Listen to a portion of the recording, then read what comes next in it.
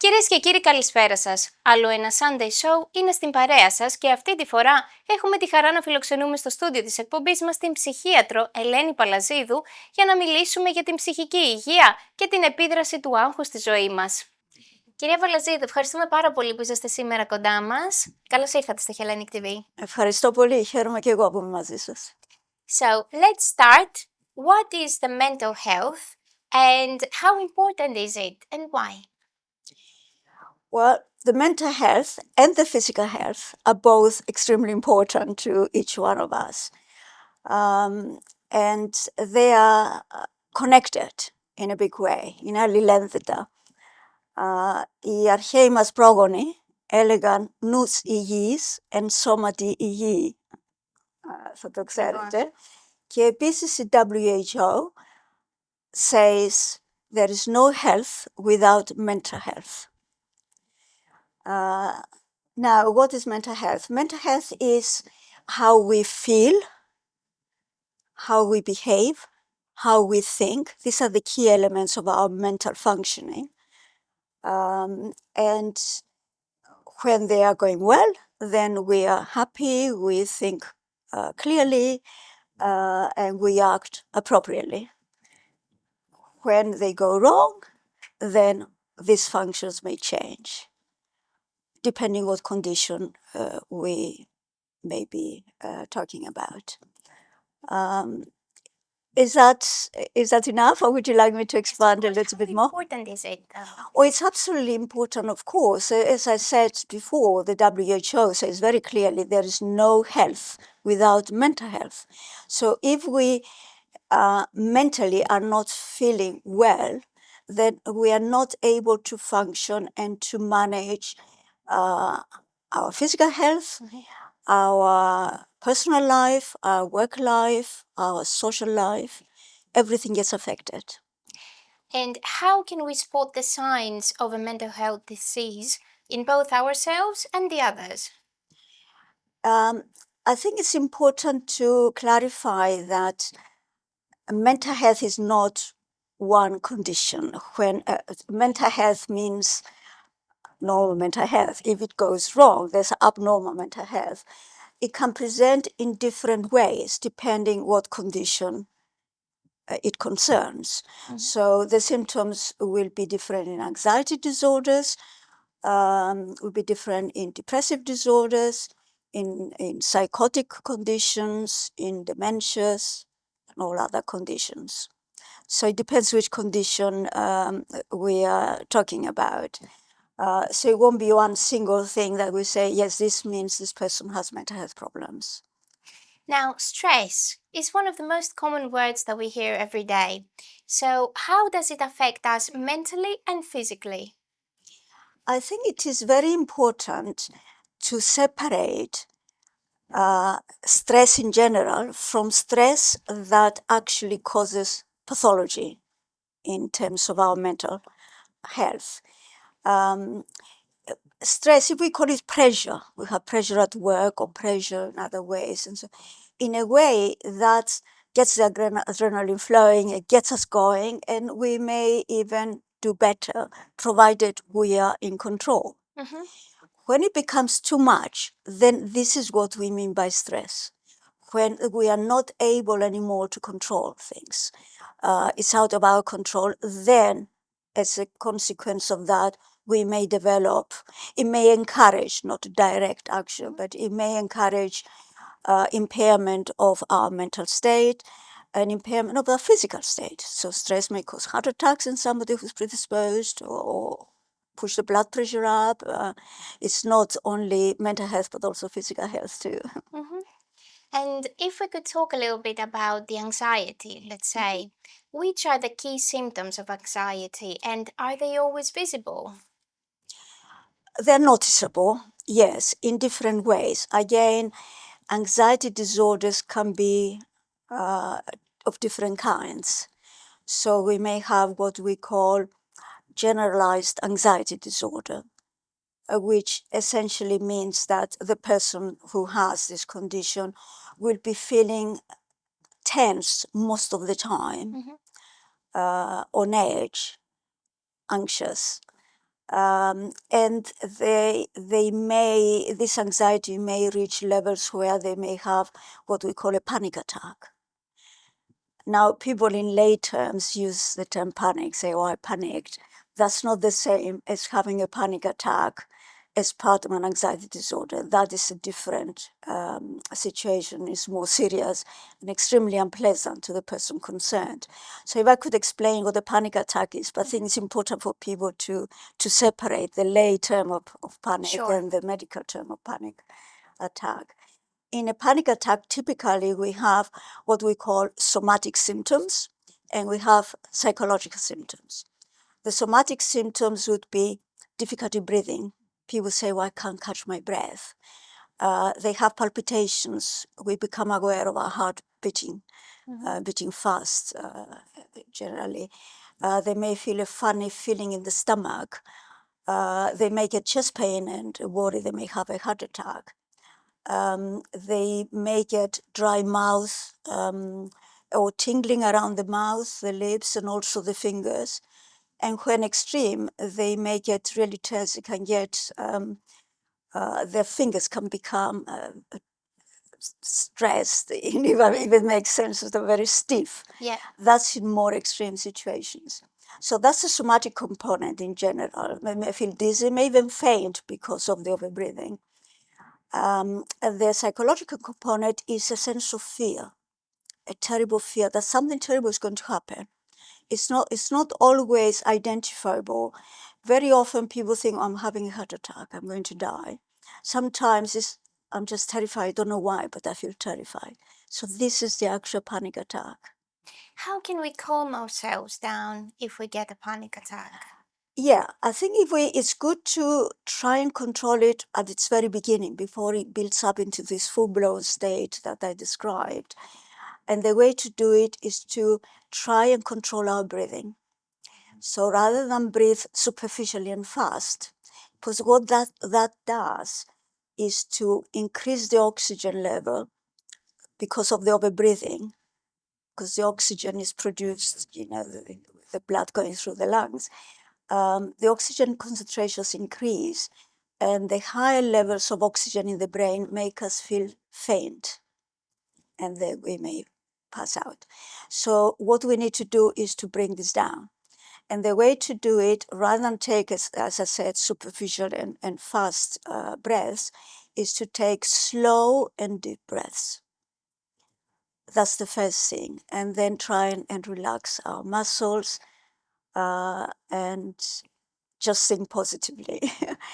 And I think that it needs also some preparatory work in terms of understanding this is not going to kill me. So when I'm well, I can then say to myself, well, when I have a panic attack, doesn't mean I'm going to die.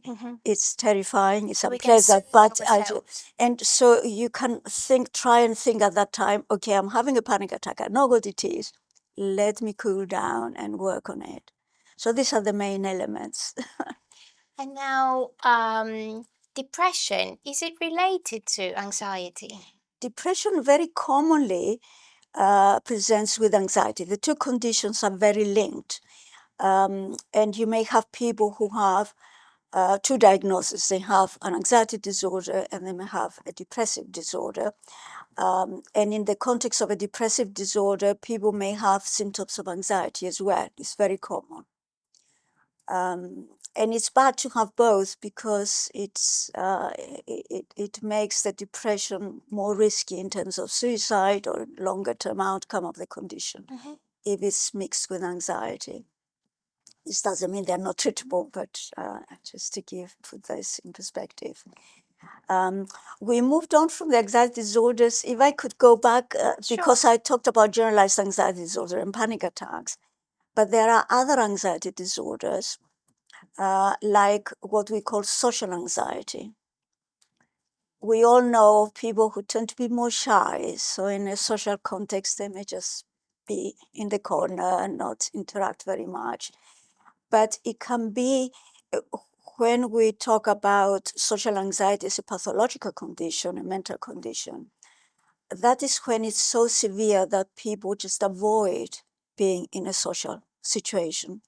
So they may not be able to go to a party or to a wedding or even a gathering of family. I've had patients who say for Christmas, when the families get together, they will withdraw into their room, even if it's to do with family members being around them. They just cannot cope with it. So that's social anxiety.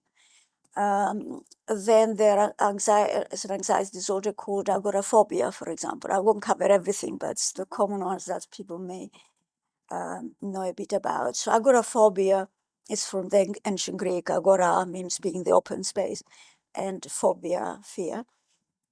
People have become very anxious in open spaces or in crowded spaces. So that means they will have difficulty getting into a train, for example, particularly if it's crowded, or onto a bus. So they will avoid public transport, or into a supermarket. And it can be severe enough for people to be scared to go out of their own home. I remember a patient some years ago who was so scared of going out. She wouldn't step out of her front door.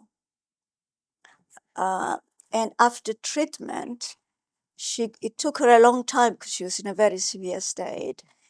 After treatment, she gradually managed to go to outside her front door, then to the front gate, then cross the road.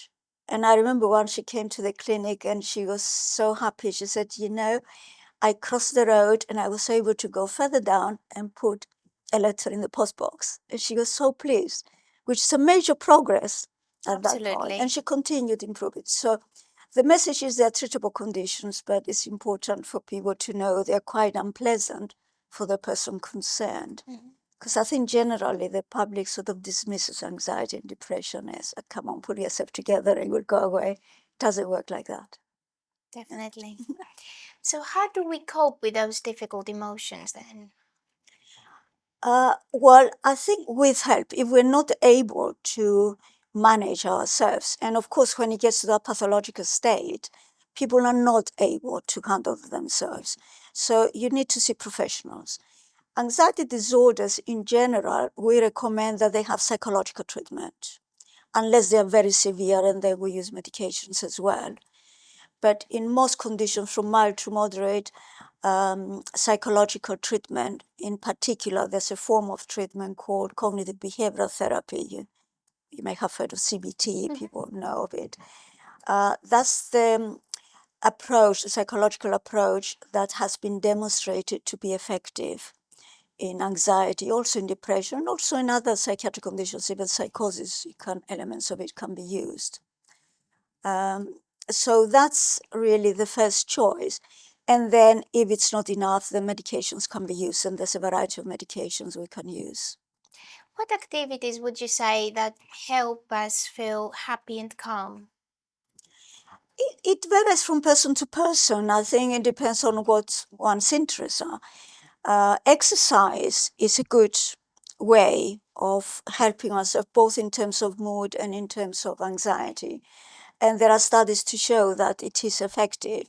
Of course, it's not going to take it away, but in addition to the psychological treatment, specific psychological treatments I talked about, and if necessary, pharmacological treatments, that is an additional help. Or in the mild stages, that is one form of, one approach that people can use before they need further treatment. Various hobbies, things that make people normally feel happy, to try and engage in those. Talk to other people. Find other people with similar conditions, exchange ideas, support each other. There are groups in various places that do that, both for anxiety and for depression. So those are roughly some ways we can do that. And I think to use, if possible, you may have heard of the term mindfulness. Yeah. Now, the psychologists who do cognitive behavioral therapy also incorporate mindfulness to that. And mindfulness emerged from the Eastern philosophy, the Buddhist philosophy, with three key elements. One is there's nothing you can do to change the past. So there's no point going over and over to what happened in the past and dwell on that. You cannot predict the future. You can influence it to some extent, but in general, it's not fully under our control. So what we can do is focus on the present and how to improve our situation in the present. And a typical picture that appears in some of the books that people have written on mindfulness and psychological treatment is a woman walking in the park with a dog. And the woman is preoccupied with all sorts of thoughts. Is my husband okay at work? He hope he's not had an accident, or is my child okay at school? And oh, what am I going to do with these bills? Are we going to be able to pay the electricity at the end of the month? I think all kinds of worries that people have. Mm-hmm. And she's walking in this beautiful park in a sunny, nice day with flowers and greenery around her, and she doesn't take any of this on board. She's preoccupied with her own thoughts. And there's a little dog jumping around and playing and enjoying the nature. So you can see the contrast, and I think that's what we need to do. Just look at what the dog does, enjoys the environment. This is what we need to do, to learn to do. Definitely. From your experience, do you think that people find it easy to open up and talk about their mental health condition? Well, as a psychiatrist, by the time they decide to come to us, obviously they know they've got to talk if they want to get better. So they open up with us. But in general, in terms of talking to family, talking to friends, I think people find it difficult. Yeah, there is a lot more information now, and I think since COVID, there's been a lot of interest in the mental well-being of people, and there have been loads and loads of programs on television, all sorts of media, and people are much more aware. And hopefully, people are a bit more understanding. I remember some years ago, and we go a long way back, maybe 20 years ago now, people's understanding of depression at the time was variable. Very often, patients would say, well, their relatives and friends said, well, pull your socks up or pull yourself together, come on. Because people find it difficult to distinguish between existential unhappiness, because we can all go through bad patches at times. That doesn't mean we have depressive illness. But when things improve, then we feel okay. If one has a depressive disorder, depressed state, a pathologically depressed state, then they're not able to do that. It's not under their control anymore. It's beyond their control. So that's what illness is. And it's important to distinguish the two. So using the term depression in lay terms is completely different. And hopefully people will have more understanding now. Anyway, at that time, the Royal College of Psychiatrists, our college, and the Royal College of General Practitioners, we got together and we started a campaign to inform people. And after about a year, we checked people's opinions about depression. It was campaign to defeat the depression campaign, that's what it was called. Mm-hmm. And we did a survey before and then a year after. And people's attitudes changed. So while at first they were saying, oh, they should pull themselves together, then after a year of information and lots of meetings with people in the whole of London, the survey showed that a lot more people understood this is an illness and requires treatment. Again, like anxiety, in milder forms, you can use psychological treatment alone, but from moderate to severe, then medication is essential. in depression in particular. So people's attitudes did change. And I hope now with all this information around, people's attitudes have changed, and people affected by mental conditions are more able to talk about them. I think it remains a problem still for for other conditions like psychosis and schizophrenia and bipolar disorder, manic states and so on, where people lose insight, they don't recognize they're not well. So that makes it more difficult for other people to engage with them and understand what is going on. If we do understand that someone is going through those difficulties, how can we help? I think the first thing is not to be judgmental. Just let people talk, encourage people to talk, be supportive, empathetic. And unless you know what you are doing, don't give advice, just ask for professional advice. Encourage them to seek professional help. I think that's the best way. Do you think that there is enough awareness in our modern society? There's a lot more awareness, not enough awareness, but there's a lot more than used to be. And of course, there needs to be a lot more. But there have been changes now, as I can see with my patients. I'm often asked to do a lecture for their employers or for students. And we know we are now more aware of the fact, or the public, we were aware, but the public weren't aware that young people have a lot of mental health problems that are not as obvious as in a more adult person. And there are good reasons for that, because I don't know if I can become a bit more scientific here. The brain development, as I don't know whether people know, continues up to our 20 or early 20s. So although we develop in every possible way, the part of our brain that controls how we make judgments and act accordingly is a bit slower, develops a bit later. So youngsters tend to be more impulsive, less able to manage stress, less able to manage a difficult situation, and act more impulsively. I mean, we've had lots of suicides of young people, or influenced by media, all this unpleasantness online, and encouraging youngsters to act in a particular, either reckless or unsafe way, or encouraging them to commit suicide. So a more mature person will be able to take a step back and think about it. A younger person won't be able to do that as effectively.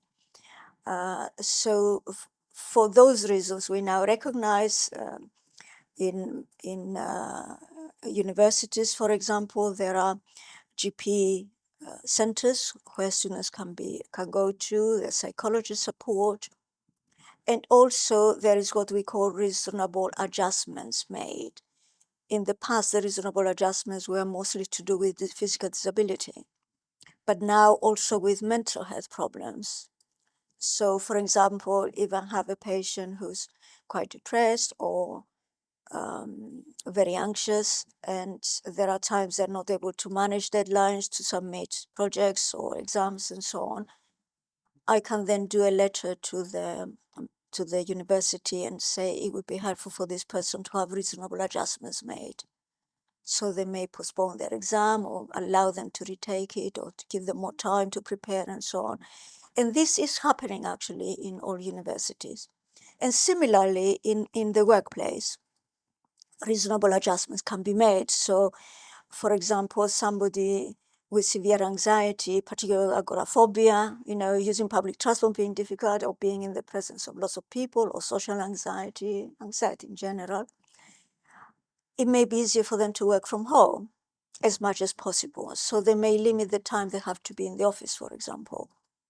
And the employers do take that on board now, and they accept that. So that's made life easier for people, and made it easier for people with those kinds of mental health problems to be able to continue working and get satisfaction of earning a living and doing something that they may they may laugh, but their illness may stop them from doing otherwise. So yes, we are changing, but there is a long way to go still. Κυρία Παλαζίδου, ήταν εξαιρετική η συζήτησή μας σήμερα, εξαιρετικά ενδιαφέρουσα. Ευχαριστούμε πάρα πολύ που ήσασταν σήμερα μαζί μας για μία ακόμη φορά και σας ευχόμαστε καλή συνέχεια. Ευχαριστώ και εγώ ευχαριστώ, με καλέσατε και μου δώσατε την ευκαιρία να μιλήσω για αυτά τα θέματα, τα οποία νομίζω είναι πολύ σημαντικά για το κοινό και ελπίζω οι ακροατές μας να το βρήκαν, ξέρω εγώ, Βοηθητικό και ενδιαφέρον. βοηθητικό και ενδιαφέρον, ναι. Τέλεια, ευχαριστούμε πάρα πολύ. Παρακαλώ. Να ευχαριστήσουμε όμως και όλους εσάς που ήσασταν για μία ακόμη βραδιά Κυριακής μαζί μας και να σας υπενθυμίσουμε να μας ακολουθήσετε στα social media της εκπομπής, αλλά και να επικοινωνήσετε μαζί μας για οποιοδήποτε feedback μέσα από το mail μας. Μαζί ανανεώνουμε το ραντεβού μας για το επόμενο Sunday Show. Μέχρι τότε να είστε όλοι καλά. Καλό σας βράδυ.